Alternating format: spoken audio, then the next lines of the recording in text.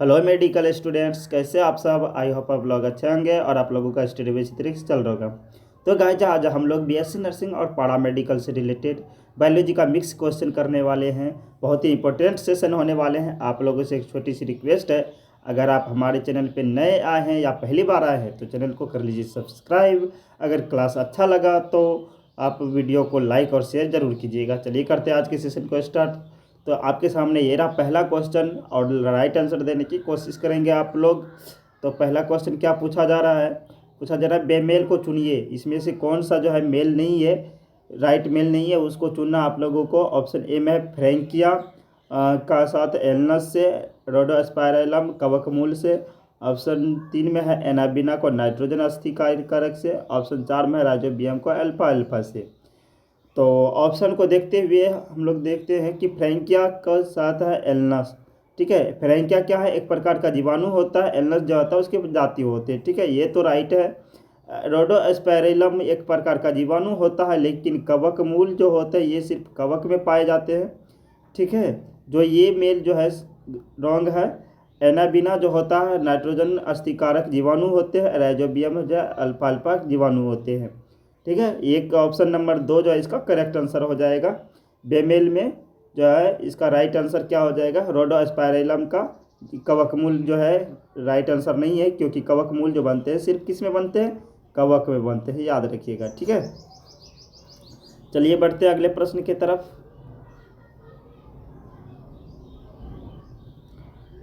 अगला प्रश्न क्या पूछा जा रहा है, अगला प्रश्न है असमोहक और पारितोषिक किसके लिए आवश्यक होते हैं। बहुत ही इंपॉर्टेंट है। असमोहक और पारितोषिक किसके लिए आवश्यक होते हैं, वायु परागन के लिए या कीट परागन के लिए, जल परागन के लिए, अनमूलनीय परागन के लिए। सबसे पहले आपको समझ में ये आना चाहिए कि है ना, असमोहक और पारितोषिक क्या होते हैं। असमोहक यानी कि स्मेल, ठीक, और पारितोषिक यानी अट्रैक्शन, अट्रैक्शन होता है। ठीक है, पारितोषिक यानी अट्रैक्शन, असमोहक यानी कि स्मेल। ये दोनों जो आवश्यक होते हैं किसके लिए होते हैं, स्मेल और अट्रैक्शन, वो कीट परागन के लिए होते हैं। ठीक है, फूलों में जो है ना स्मेल भी होते हैं, और जो उसका रंग होता है दलपुंज होता है, अट्रैक्शन होते हैं, वो किसके लिए होते हैं, कीट परागन के लिए आवश्यक होते हैं। ठीक है, ये सब वायु परागन में ये सब की आवश्यकता नहीं होती है। जल परागन में भी इसकी आवश्यकता नहीं होती है, अम्लीय परागन में भी ये सब की आवश्यकता नहीं होती है। इसलिए इसका राइट जो आंसर होगा ऑप्शन नंबर 2 हो जाएगा। ठीक है, चलिए बढ़ते हैं अगले प्रश्न की तरफ। अगला प्रश्न है निम्नलिखित में से कौन जो है मृत कोशिकाओं से मिलकर के बना होता है। ऐसा कौन सा उत्तक जो है मृत कोशिकाओं से मिलकर का बना होता है। ऑप्शन 1 में है जाइलम उत्तक, ऑप्शन 2 में है स्थूलकोण उत्तक, ऑप्शन 3 में है काग, ऑप्शन 4 में है पोसवा। तो इसका राइट जो आंसर हो जाएगा वो होगा आपका जाइलम मृदु उत्तक। ठीक है, जाइलम मृदु उत्तक जो होते हैं मृत कोशिकाओं से मिलकर के बना होता है। ठीक है, चलिए बढ़ते हैं अगले प्रश्न की तरफ।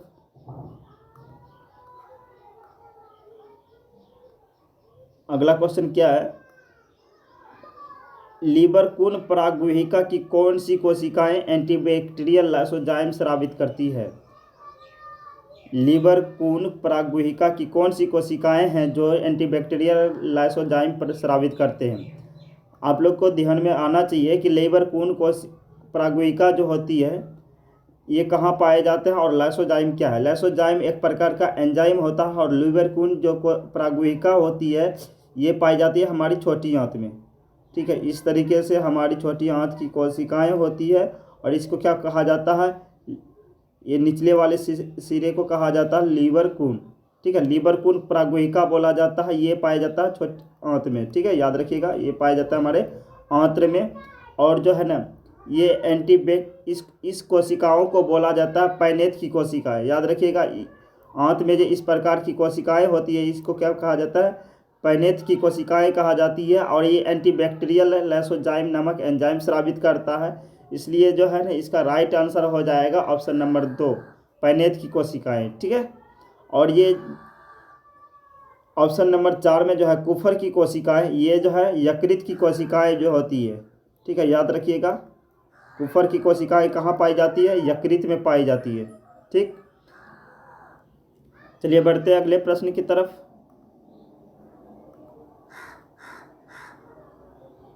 अगला प्रश्न क्या पूछा जा रहा है, यकृत निविका शिरा द्वारा यकृत में रुधिर कहाँ से आता है। बहुत ही इंपॉर्टेंट है।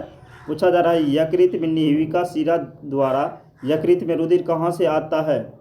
ऑप्शन 1 में हृदय से, ऑप्शन 2 में है आमाशय से, ऑप्शन 3 में है वृक्क से, ऑप्शन 4 में है आंत्र से।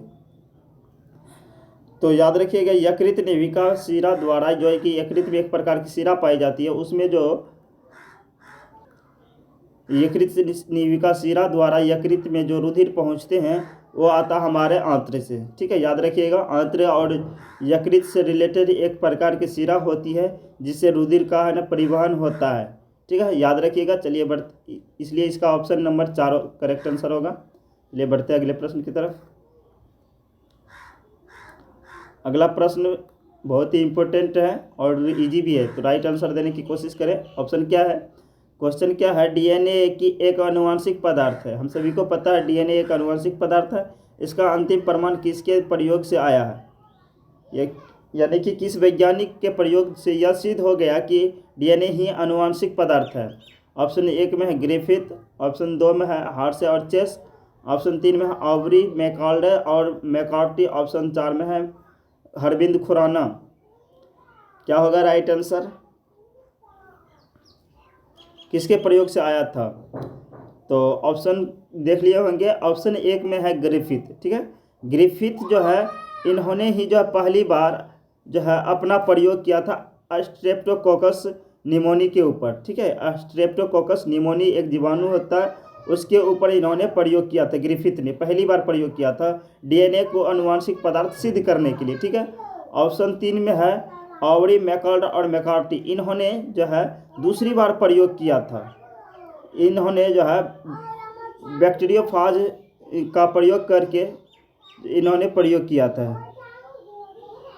और ग्रिफिथ ने अपना प्रयोग किया था चूहों के ऊपर। ग्रिफिथ ने अपना प्रयोग किसके ऊपर किया था, चूहों के ऊपर किया था। और इन्होंने जो इंसर्ट किया था स्ट्रेप्टोकोकस निमोनी नामक एक जो है जीवाणु होता है जिसे निमोनिया बीमारी होता है, इसको इंसर्ट किया था चूहों के अंदर।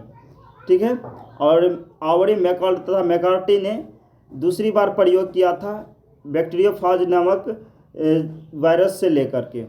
ठीक है, इसका जो करेक्ट आंसर हो जाएगा वो होगा ऑप्शन नंबर 2 हार्से और चेस। हार्से और चेस ने जो है इन्होंने सिद्ध किया कि जो ये डीएनए जो है आनुवंशिक पदार्थ होता है, अंतिम जो है प्रमाण इसी के द्वारा आया था, हार्से चेस के द्वारा। इसलिए इसका करेक्ट आंसर हो जाएगा ऑप्शन नंबर 2। ठीक है, चलिए बढ़ते अगले प्रश्न की तरफ।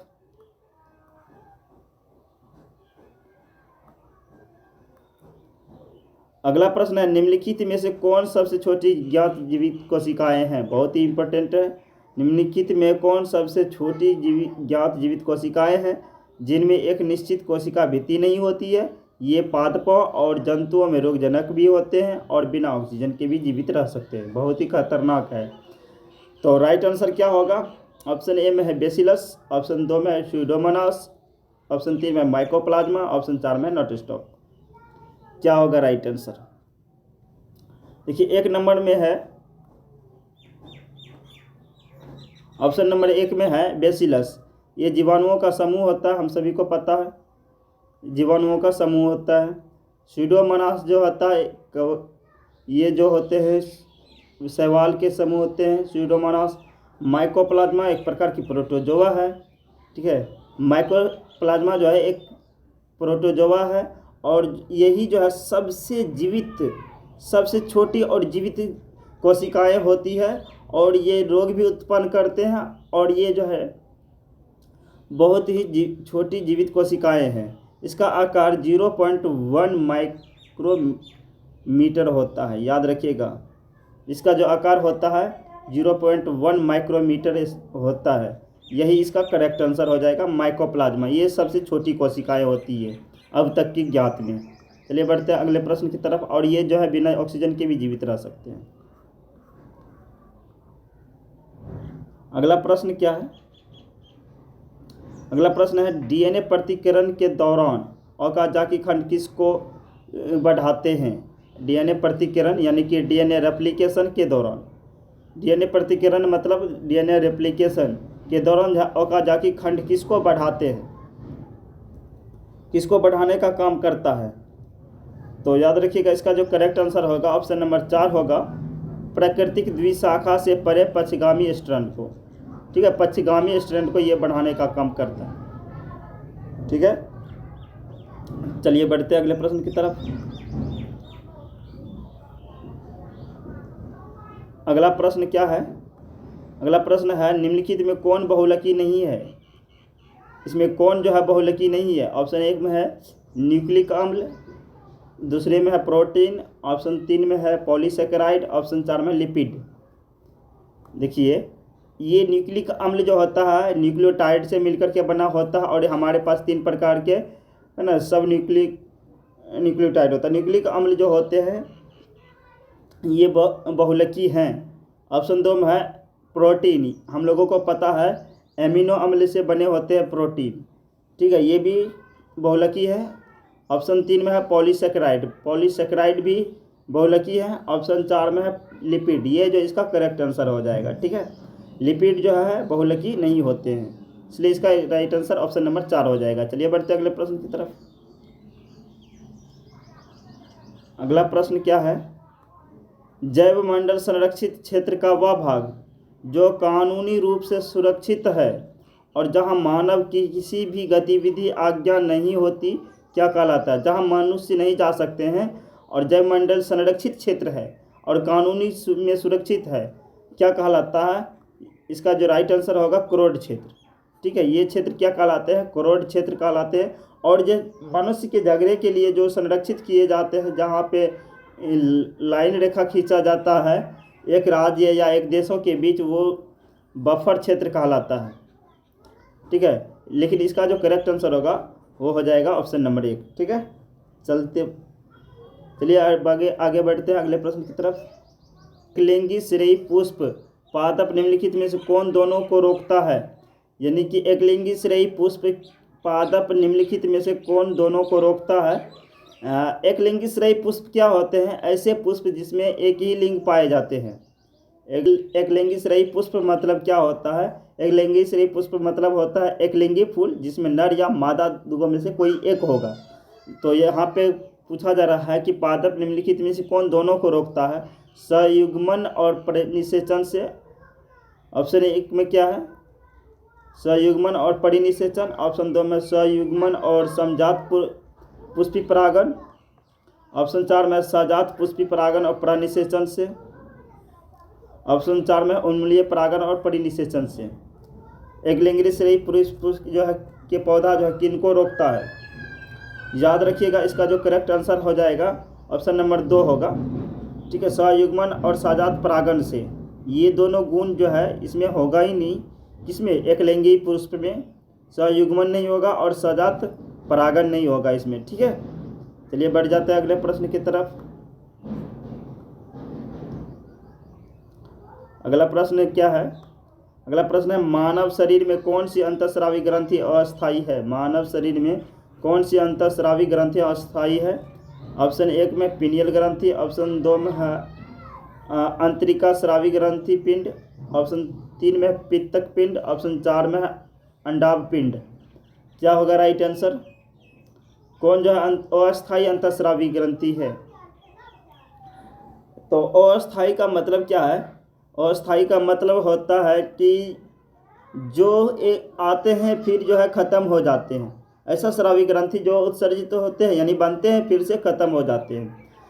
तो याद रखिएगा इसका जो करेक्ट आंसर हो जाएगा पित्तक पिंड। ऑप्शन नंबर 3 करेक्ट आंसर होगा। इसको हम लोग कार्पस ल्यूटियम के नाम से जानते हैं और ये मादा गर्भाशय में पाया जाता है। मादा गर्भाशय में पाया जाता है ये कार्पस ल्यूटियम। ठीक है, इसलिए इसका करेक्ट आंसर क्या हो जाएगा, ऑप्शन नंबर 3 हो जाएगा। ठीक है, अगला प्रश्न क्या है हमारे पास, अगला प्रश्न है संबंधकाय किसकी कोशिकाओं में नहीं पाए जाते हैं। यानी कि संबंधकाय वाले गुण जो है किसकी कोशिकाओं में नहीं पाए जाते हैं, पादप में, कवक में, जंतु में या जीवाणु में। इसका करेक्ट आंसर सबको पता होगा, ये हो जाएगा राइट आंसर जीवाणु में। जीवाणु जो होते हैं स्वतंत्र रूप में पाए जाते हैं। ठीक है, पादप की जो कोशिकाएं समधिकाएं होती है, कवक की कोशिकाएं समधिकाएं होती है, जंतु कोशिकाएं जो है समधिकाएं होती है, जीवाणु की कोशिकाएं समधिकाएं नहीं होती है। ठीक है, चलिए बढ़ते हैं अगले प्रश्न की तरफ। अगला प्रश्न है, निविल शैवाल का एक कौन सा उदाहरण है? निविल शैवाल का कौन सा एक उदाहरण है? निविल शैवाल का एक उदाहरण कौन सा है? ऑप्शन 1 में कॉलेरा, वॉलवॉक्स, यूलोथ्रिक्स, स्पायरोगैरा। क्या होगा राइट आंसर? सबसे पहले आप लोगों को ये पता होना चाहिए निवीही शैवाल किसे कहते हैं। निवीही शैवाल उसे कहते हैं जो समूहों में पाए जाते हैं। वो शैवाल जो समूह में पाए जाते हैं, समूह में पाए जाने वाले शैवाल को क्या कहा जाता है?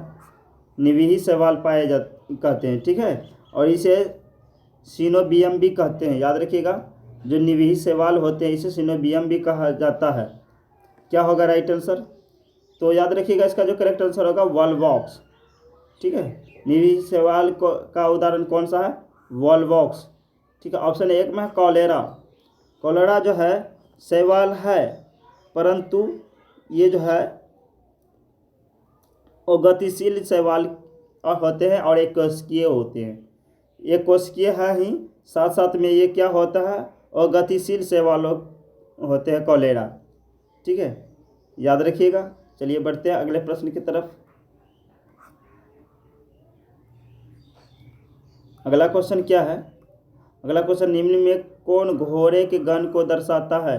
निम्नलिखित में कौन है जो घोड़े के गण दर्शाते हैं? एक्विडी, पेरिसोडाक्टाइला, ऑप्शन 3 में है कैबेर, ऑप्शन 4 में फायरस। क्या होगा राइट आंसर? निम्नलिखित में कौन जो घोड़े के गण को दर्शाता है? तो देखिए, याद रखिएगा, ये फायरस जो होते हैं ये इनकी जाति होती है। फायरस जो होते हैं ये क्या है? जाति होते हैं। घोड़े की जाति को क्या कहा जाता है? फायरस कहा जाता है। ठीक है, उसके बाद इक्विडस जो है ये घोड़े के क्या होते हैं? वंश होते हैं। घोड़े का वंश कौन सा है? इक्विडी, और जाति क्या होता है? फायरस। ठीक है, और ये ऑप्शन नंबर 3 में है कैबलस। ये भी इसी से रिलेटेड होते हैं, घोड़े से, लेकिन ये जो है गण को नहीं दर्शाते हैं। ऑप्शन नंबर 2 जो है इसका करेक्ट आंसर हो जाएगा। ठीक है, ऑप्शन नंबर 2 इसका करेक्ट आंसर हो जाएगा। ये जो है ना, घोड़े का गण को क्या कहा जाता है? पेरिसोडाक्टाइला कहा जाता है। ठीक है, पेरिसोडाक्टाइला जो है घोड़े का गण को दर्शाता है। ठीक है, याद रखिएगा। हेलो फ्रेंड्स, ये थे हमारे आज के लास्ट प्रश्न। आई होप आप लोग को क्लास अच्छा लगा हो। अगर क्लास हेल्पफुल रहा है तो आप लोग चैनल को सब्सक्राइब कीजिए, वीडियो को लाइक और ज़रूर कीजिए। कमेंट में ज़रूर लिखिए कि आपको क्लास कैसा लगा। चलिए मिलते हैं अगले सेशन में, तब तक के लिए बाय बाय, टेक केयर।